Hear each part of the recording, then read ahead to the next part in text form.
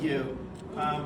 I grew up as a shy kid from Pittsburgh, but as you're about to see, that's no longer the case. I was beaten up by various kids. I went to a private school, Shadyside, where I got beaten up by richer kids on scholarship. And then I had a crush on a waitress who was a girl from Squirrel Hill at the St. Elmo Hotel. And I was pre-med in college, but I couldn't talk to her, so I wrote a short story called St. Elmo's Fire that took me out to Hollywood. And so I left Pittsburgh. This story has a great ending. So this wonderful woman, Lynn Snyderman, I had a crush on. I couldn't talk to her.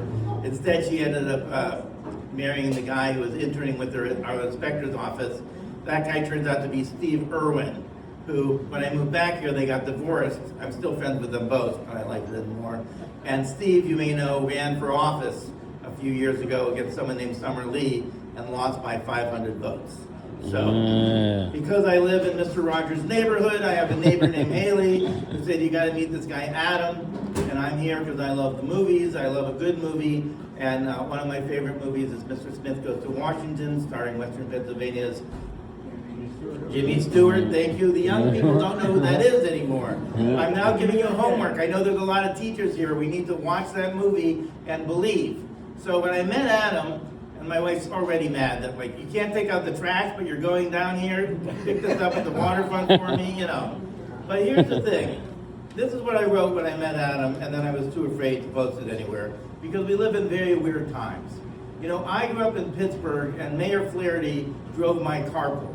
A big city mayor would occasionally be late, but basically, he drove my car. That's what Pittsburgh is. It's all about character. And after I met Adam, I said, can a middle school civics teacher from Turtle Creek help save democracy? And I really am asking myself that question, because to be honest with you, this country is up against the ropes.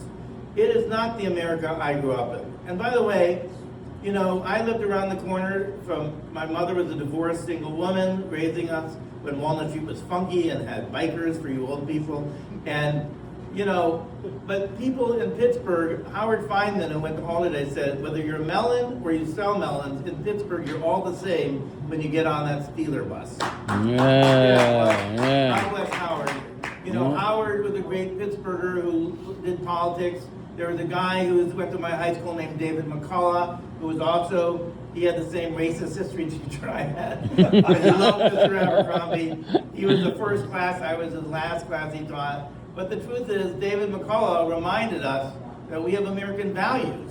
You know, that was who we were. Even in the Civil War, we found a way to pull together. And I think Adam, and what I'm asking poor Ellis, and also you people with kids and students, every week I think Adam should have on TikTok young people talking about the Adam History Minute. And I think he should remind people that where we are right now, when Pittsburgh was fighting the world, we built more steel in World War II, right around the corner, than Japan and Germany combined. That was Pittsburghers.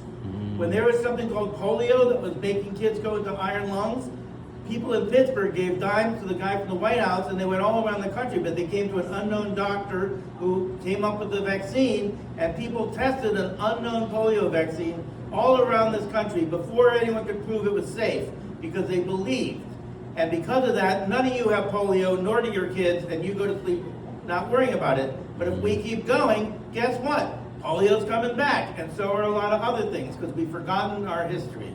You know, people are worried about AI, and I was doing a movie, I teach at the University of Pittsburgh now, and I was talking to the head of AI, who didn't know anything about Pittsburgh, and he got recruited here. And then he kind of fell in love with this idea of Mr. Rogers. And he was talking about AI, and he said, you know, I saw Fred Rogers on The Tonight Show. And Johnny Carson asked him, Fred, why do you show people, kids, you getting your hair cut? And he goes, well, you know, the barber has the sharp scissors, and the kids don't know the first time they get their hair cut, is he going to cut something from me? Is he going to take something away? And he said, I think that's a metaphor for AI. People now are worried.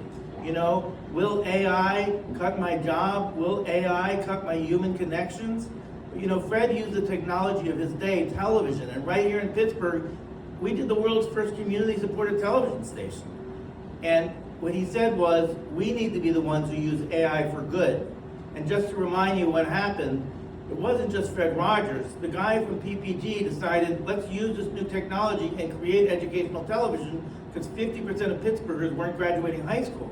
And the idea is, let's use this new technology so that we can have people get their degrees because they're working in factories by watching television. Well, why don't we do that with AI? So, every day there are solutions in our community. I was telling Allison and his wife that there's this great company, Norilla, that's coming out of CMU that's helping elementary kids learn about all these structural engineering concepts by playing with blocks, but they have an AI in there that's a gorilla that's named after her that helps them. And this is going around the country, but we in Pittsburgh frequently don't realize that we are the greatest city. We are a great city, and we're our own worst enemy. And even in rooting for Adam, I have found this out. Mm-hmm. God bless it. As I said, I grew up in Pittsburgh where John Hines was so liberal, and you're in healthcare, and he was all for seniors. Hines treated their workers right, as did Westinghouse.